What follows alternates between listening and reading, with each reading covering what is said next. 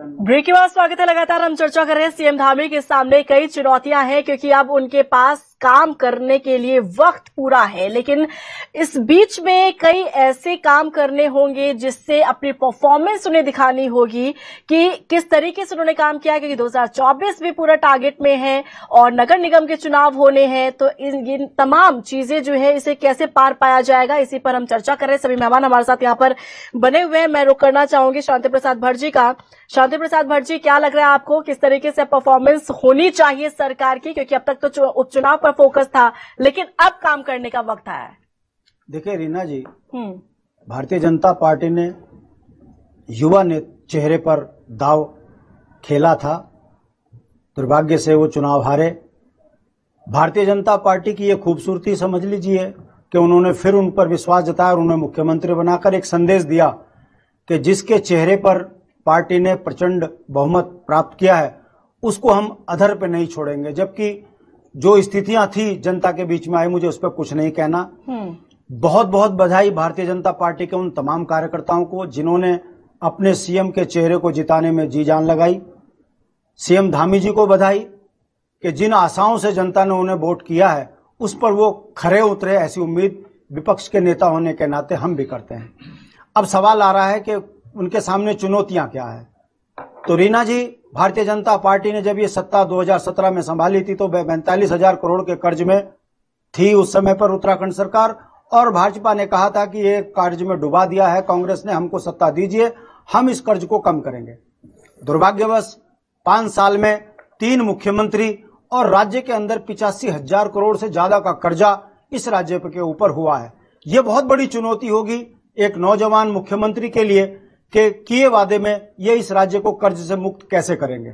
दूसरी चुनौती इनके पास होगी कि उत्तराखंड के जो नौजवान बच्चे आए दिन अवसाद के कारण आत्महत्याएं कर रहे हैं, इनको रोजगार स्वरोजगार से कैसे जोड़ा जाएगा, नीतियों में यह क्या परिवर्तन करेंगे। राज्य के अंदर पर्वतीय क्षेत्र से पलायन बदस्तूर जारी है, उस पलायन को रोकने के लिए इनके पास क्या नीति होगी। उत्तराखंड में वन अधिनियम 1980 जो कलंक बन गया है, उसने पहाड़ के विकास को अवरुद्ध किया है। रोज जंगली जानवरों से बच्चों का जो है हमले हो रहे हैं, कई परिवारों के परिवार सूने हो गए हैं जंगली जानवरों के कारण। इस वन अधिनियम में वो किस तरीके का परिवर्तन करेंगे। हाँ, अब इन 2 महीनों में जो मैं महसूस कर रहा हूं, उत्तराखंड के अंदर ऊर्जा प्रदेश का लाभ मिलना चाहिए। अब आप देखिए 6 जून को नियामक आयोग में बैठक है जन सुनवाई की। कितना दुर्भाग्य है कि बड़े बड़े उद्योगपतियों को महंगी बिजली खरीद के सस्ते में दी जा रही है। क्या उत्तराखंड के बिजली उपभोक्ता जो पर्वतीय क्षेत्र में हैं, गांव के मैदानी क्षेत्र में हैं, उनको कैसे राहत देंगे, ये इनके सामने चुनौती है। दूसरा, नौजवान मुख्यमंत्री हैं, इनके ऊपर खनन माफिया का आरोप लगा है और ये पुख्ता है। कैसे? मेरा यमकेश्वर विधानसभा में बैरागढ़ एक जगह है, वहां पर चुगान का पट्टा मिलता है और चुगान के पट्टे में जिन खसरे नंबरों को दिखाया गया वो वहां पर है नहीं, और चुगान हो रहा है सीधा ह्यूल नदी में। आरोप सत्ता पर लग रहा है, कार्रवाई के नाम पर डीएम, एसडीएम, तहसीलदार, पटवारी चुप हैं, शिकायतें हो रही हैं, ग्रामीण परेशान है। बावजूद उसके यदि कार्रवाई नहीं हो रही है तो उत्तराखंड के अंदर जो राजस्व का घाटा हो रहा है, हमारी वन संपदाओं को जिस तरीके से लूटा जा रहा है, ये नौजवान मुख्यमंत्री उस पर कैसे अंकुश लगाएंगे, इन चुनौतियों से कैसे उत्तराखंड को बचाएंगे। ये उत्तराखंड उड़ता उत्तराखंड बन चुका है। घर घर में शराब भांग के लोग, नौजवान लड़के उससे प्रभावित हो रहे हैं। और ये मैं नहीं कह रहा हूं, अखबार की फ्रंट खबर छपी है कि पूरे भारत में सबसे ज्यादा शराबी अगर कहीं है, लेकिन तो जब इतनी ज्यादा खामियां हैं शांति प्रसाद भट्ट जी, तो आपको लगता नहीं है कि सत्ता पक्ष अगर इस तरीके से उसकी परफॉर्मेंस नहीं रहती है तो आप लोगों को भी पूरा तैयार रहना चाहिए सरकार को घेरने के लिए। आपने सही कहा, चुनाव का इंतजार नहीं करना है कि चुनाव के लिए आज 4-5 महीने रह गए हैं तो उससे पहले विपक्ष नजर आने लग जाए। देखिए रीना जी, मुख्यमंत्री के उसमें शिकायत मैंने करी है कि ऊर्जा विभाग के अंदर अमुक अधिकारियों द्वारा भ्रष्टाचार किया गया। सिर्फ आप अकेले क्यों शांति प्रसाद भट्ट जी, पूरा यूकेडी क्यों नहीं? मैं आपको क्या कह रहा हूं, शांति प्रसाद भट्ट कुछ नहीं रखता। हाँ। पार्टी है ये, और नियामक आयोग में 6 जून को अगर कोई पार्टी का आदमी बोल जाए तो मैं मानूं शांति प्रसाद भट्ट वहां पर बिजली सस्ती के लिए आंदोलन करेगा।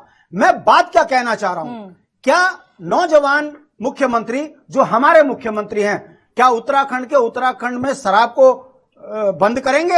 उत्तराखंड के नौजवान पीढ़ी को शराब से बचाएंगे? ये जो चुनौतियां मैं आपके सामने कह रहा हूं रीना जी, ये दर्द है उत्तराखंड का कि उत्तराखंड के राज्य आंदोलनकारी 22 वर्ष के बाद जो है देहरादून की कचहरी में धरने पर बैठे हैं, क्षैतिज आरक्षण की मांग कर रहे हैं। जो अधिकार मुख्यमंत्री ने दिया था वो अधिकार छीन लिया गया। क्या ये नौजवान मुख्यमंत्री वो अधिकार बहाल करके उत्तराखंड के राज्य आंदोलनकारियों के चेहरे में खुशहाली लेकर आएंगे?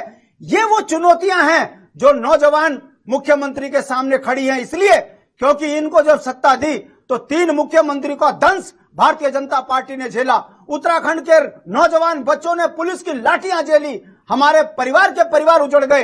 इन तमाम बिंदुओं पर यदि ये मुख्यमंत्री चुनाव को जीतने के बाद बैटिंग करते हुए दिखेंगे तो हम भी कहेंगे कि सीएम धामी बहुत अच्छा काम कर रहे हैं। मगर जिन हालातों में धामी जी चुनाव हारे हैं और जिस तरीके से सूत्र अंदर से बता रहे हैं, बहुत बड़ा झगड़ा 1.5 साल के अंदर आप देखिएगा रीना जी। मुझे इस बात का दर्द है कहीं ऐसा ना हो कि वो पुनरावृत्ति हो जाए कि ये सीएम को भी हटाना पड़े, क्योंकि ये गुटों में बटी हुई भारतीय जनता पार्टी है।